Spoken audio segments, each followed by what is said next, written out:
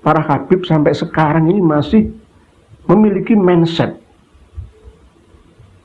menganggap bahwa orang-orang pribumi itu rendah seperti anjing.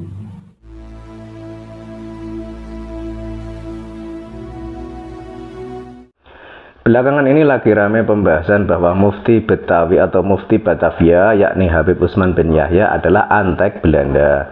Ada juga Habib bernama Taufik Assegaf yang menyebut orang NU dengan sebutan kroco. Ada lagi Habib bernama Bahar bin Smith yang bilang anjing, babi, dan lain sebagainya.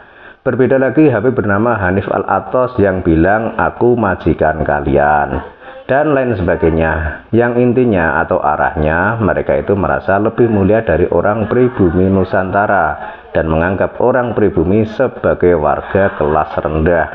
Mereka memang tidak tahu malu, tidak tahu terima kasih.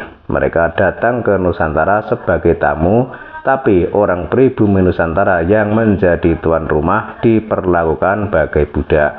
Kita jangan bicara atau berdebat mereka ini cucu Nabi atau bukan, tapi ini persoalan beragama saja. Dalam ajaran Islam, adakah perintah untuk bertindak semena-mena pada tuan rumah? Adakah ajaran untuk merendahkan orang lain yang berbeda marga? Adakah ajaran menyombongkan nasab di depan umum hanya agar mendapat penghormatan dan pengakuan? Tentu saja tidak ada. Bahkan justru ajaran Islam itu melarangnya. Justru Kanjeng Nabi itu diutus oleh Tuhan, salah satu tugasnya adalah untuk menyempurnakan kemuliaan akhlak. Nah ini para Habib mengaku cucu Nabi, mengaku dzurriyyah Nabi, tapi soal adab saja tidak mencerminkan semua itu. Belum lagi sikap angkuh pada orang lain, dalam hal ini adalah rakyat pribumi Nusantara. Kemudian adanya bukti sejarah persekongkolan imigran Yaman dengan kolonial Belanda dalam menjajah Nusantara. Ini cucu Nabi siapa? Ini Nabi dari mana?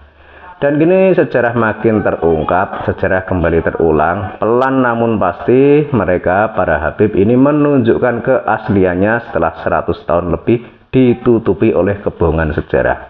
Kini terungkap siapa mereka. Kalau sudah begini, apakah Anda masih percaya kalau Habib dari Yaman itu adalah keturunan Nabi?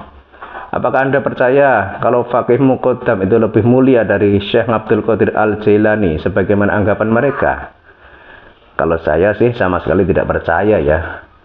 Yang sudah terbukti secara ilmiah, secara garis nasab maupun tes DNA, dzurriyyah Kanjeng Nabi yang ada di Nusantara dari dahulu hingga sekarang, hingga saat ini adalah mereka para wali songo dan keturunannya.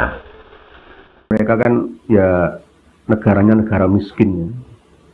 Ingat kita akan agresi Belanda yang pada waktu Jenderal Malabi bersama dengan Nica Sekutu masuk ke Surabaya itu, mereka akan membawa tentara bayaran Gurkha.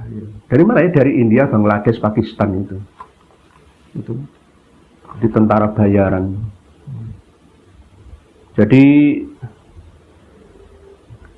tradisi Belanda itu masih ditiru dalam menjajah orang-orang Nusantara ini oleh para Habib dengan menganggap bahwa orang Islam Indonesia atau pribumi ini seperti anjing.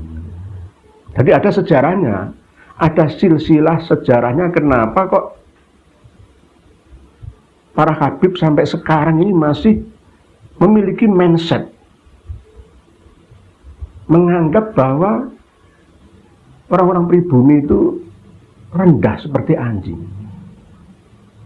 Ada sejarahnya memang. Dulu pada waktu Belanda berkuasa, setiap tempat-tempat pertemuan fasilitas umum itu ada tulisan verboden for Honden and Inlander.